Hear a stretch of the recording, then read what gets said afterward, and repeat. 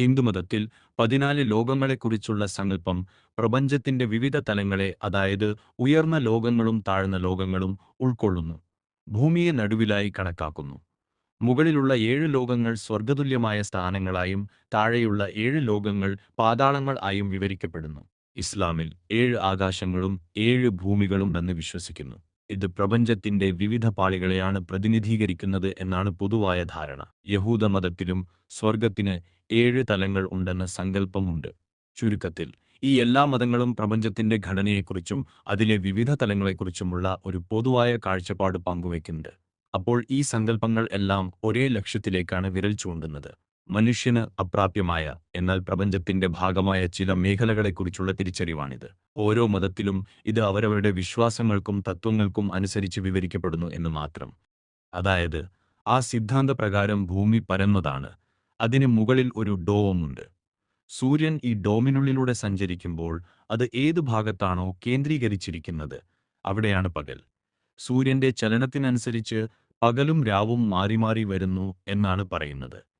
പരന്ന ഭൂമി സിദ്ധാന്തപ്രകാരം സൂര്യനും ചന്ദ്രനും ഒരേ വലിപ്പമുള്ള ആകാശഗോളങ്ങളാണെന്നും അവ ഡോമിനുള്ളിൽ കറങ്ങിക്കൊണ്ടിരിക്കുകയാണെന്നുമാണ് വിശ്വസിക്കപ്പെടുന്നത്. സൂര്യന്റെയും ചന്ദ്രന്റെയും ചലനപാതകൾക്ക് പ്രത്യേക സ്ഥാനങ്ങൾ ഉണ്ടെന്നാണ് പറയുന്നത്. ഈ പാതകളിലൂടെ സഞ്ചരിക്കുമ്പോൾ അവയുടെ പ്രകാശം ഭൂമിയുടെ വിവിധ ഭാഗങ്ങളിൽ കേന്ദ്രീകരിക്കുന്നതിനാലാണ് പകലും രാവും ഉണ്ടാകുന്നത് എന്നാണ് ആ സിദ്ധാന്തം പറയുന്നത്. അതായത്, പരന്ന ഭൂമി സിദ്ധാന്തത്തിൽ അന്റാർട്ടിക്കയെ ഒരു വലിയ മതിൽ പോലെയാണ് കണക്കാക്കുന്നത്.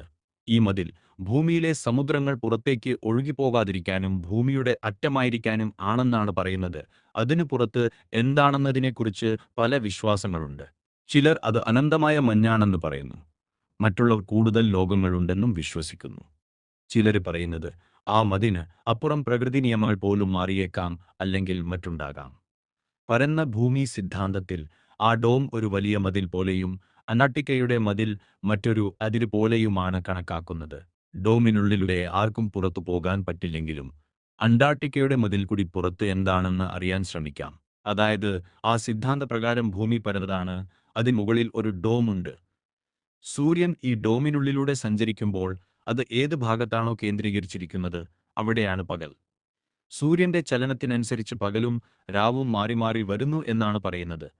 പരന്ന ഭൂമി സിദ്ധാന്തപ്രകാരം സൂര്യനും ചന്ദ്രനും ഒരേ വലിപ്പമുള്ള ആകാശഗോളങ്ങളാണെന്നും അവ ഡോമിനുള്ളിൽ കറങ്ങിക്കൊണ്ടിരിക്കുകയാണെന്നുമാണ് വിശ്വസിക്കപ്പെടുന്നത്. സൂര്യന്റെയും ചന്ദ്രന്റെയും ചലനപാതകൾക്ക് പ്രത്യേക സ്ഥാനങ്ങൾ ഉണ്ടെന്നാണ് പറയുന്നത്.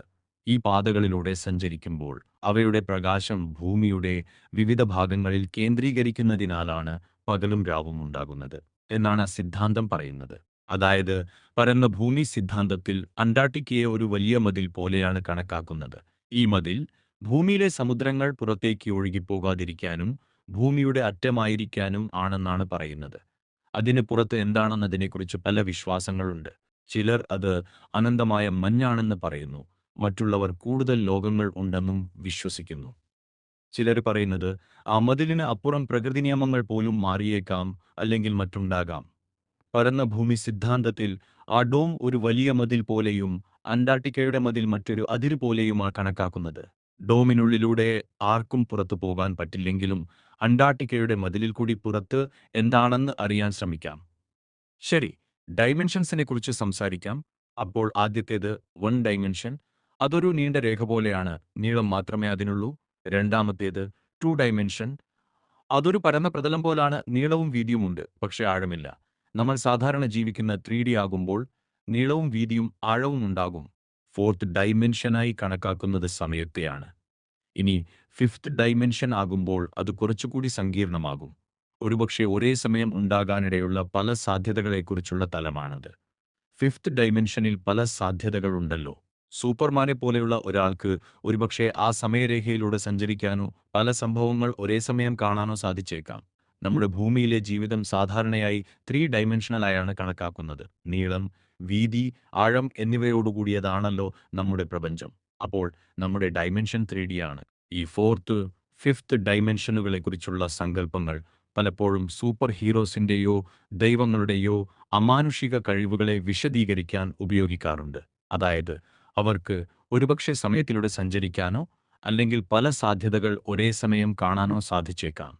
നമ്മൾ നേരത്തെ പറഞ്ഞോറും ഓഡിനും ഒക്കെ അത്തരം കഴിവുകൾ ഉണ്ടെന്ന് പറയാം. അവരുടെ മിത്തോളജി പ്രകാരം അന്റാർട്ടിക്കയുടെ മഞ്ഞുപാളികൾക്കും അപ്പുറം മറ്റൊരു ലോകമുണ്ടെന്നും അവിടെയാണ് ഈ ഉയർന്ന മാനങ്ങൾ ഫോർത്ത് ഫിഫ്ത്ത് ഡൈമെൻഷൻസ് കാണാൻ കഴിയുമെന്നുമാണല്ലോ. അങ്ങനെയാണെങ്കിൽ ഒരുപക്ഷെ സാധാരണ നിയമങ്ങൾ ബാധകമല്ലാത്ത സൂപ്പർ ഹീറോസിനും ദൈവങ്ങൾക്കും ഒക്കെ വിഹരിക്കാൻ കഴിയുന്ന ഒരു സ്ഥലമാകാം അത്.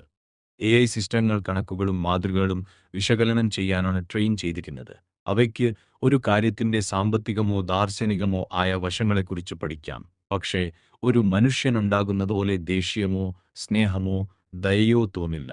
അതുപോലെ ഒരു പ്രത്യേക സാഹചര്യത്തിൽ ധാർമ്മികമായി ഏതാണ് നല്ലത്, എന്ത് ചെയ്യണം എന്നൊക്കെ തീരുമാനിക്കാൻ അവയ്ക്ക് സ്വന്തമായി കഴിയില്ല. അതുകൊണ്ടാണ് അവസാനത്തെ തീരുമാനം മനുഷ്യൻ തന്നെ എടുക്കണം എന്ന് പറയുന്നത്. AI-യെ നമുക്കൊരു നല്ല സഹായിയായി ഉപയോഗിക്കാം, പക്ഷേ നമ്മുടെ സാമാന്യ ബോധത്തിന് പകരം വെക്കാൻ പറ്റില്ല.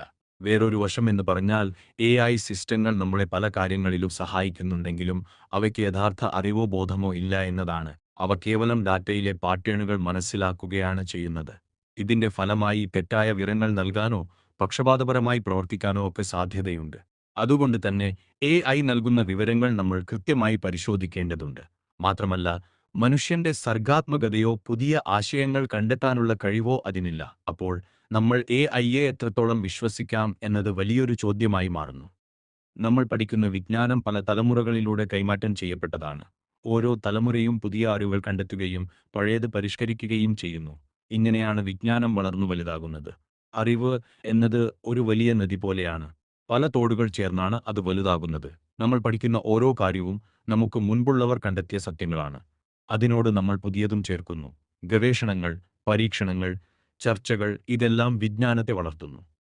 കാരണം നമ്മൾ കാണുന്ന ചില കാര്യങ്ങൾ അപൂർണമോ തെറ്റിദ്ധരിപ്പിക്കുന്നതോ ആകാം. മാത്രമല്ല, കാണാൻ കഴിയാത്ത എന്നാൽ നിലനിൽക്കുന്ന പല വസ്തുക്കളുമുണ്ട്. ഇപ്പോൾ നമ്മൾ നേരത്തെ പറഞ്ഞ ഡൈമെൻഷൻസ് ഒരു ഉദാഹരണമായി എടുക്കാം. അവയെല്ലാം നമുക്ക് നേരിട്ട് കാണാൻ കഴിയില്ല. പക്ഷേ കണക്കുകളിലൂടെയും നിരീക്ഷണങ്ങളിലൂടെയും നമുക്കവയുടെ സാധ്യത മനസ്സിലാക്കാം. അപ്പോൾ നമ്മൾ പറഞ്ഞു നിർത്തിയത് നമ്മുടെ കാഴ്ചപ്പാടുകൾ പലപ്പോഴും പൂർണ്ണമല്ല എന്നതിനെക്കുറിച്ചാണ്. നമ്മൾ കാണുന്നതും കേൾക്കുന്നതും ഒക്കെ നമ്മുടെ ബുദ്ധിയും അനുഭവങ്ങളും അനുസരിച്ച് വ്യാഖ്യാനിക്കുകയാണ് ചെയ്യുന്നത്. അതിൽ ചിലപ്പോൾ തെറ്റുകൾ വരാം. ശാസ്ത്രീയമായ അറിവുകൾ, സിദ്ധാന്തങ്ങൾ ഇതെല്ലാം രൂപപ്പെടുത്തുന്നത് കേവലം കാഴ്ച കൊണ്ടല്ല, മറിച്ച് യുക്തിപരമായ വിശകലനത്തിലൂടെയാണ്. ഒരു പരിധിവരെ പല ശാസ്ത്രീയ കണ്ടുപിടുത്തങ്ങളും കണക്കൂട്ടലുകളിൽ നിന്നും നിരീക്ഷണങ്ങളിൽ നിന്നുമാണ് ആരംഭിക്കുന്നത്. പ്രപഞ്ചത്തിന്റെ നിയമങ്ങൾ മനസ്സിലാക്കാനും പ്രവചനങ്ങൾ നടത്താനും ഒക്കെ കണക്ക് നമ്മളെ സഹായിക്കുന്നു. നിങ്ങൾ ചിന്തിക്കുന്നത് എല്ലാ അറിവിന്റെയും അടിസ്ഥാനം കണക്കാണ്. ഫോട്ടോകളും വീഡിയോകളും ഒക്കെ കൃത്രിമമായി ഉണ്ടാക്കാമെന്നിരിക്കെ എങ്ങനെ വിശ്വസിക്കും എന്നതാണ് ചോദ്യം. മനുഷ്യന്റെ പരിണാമ സിദ്ധാന്തം അത് വളരെ രസകരമായ ഒരു കഥയാണ്.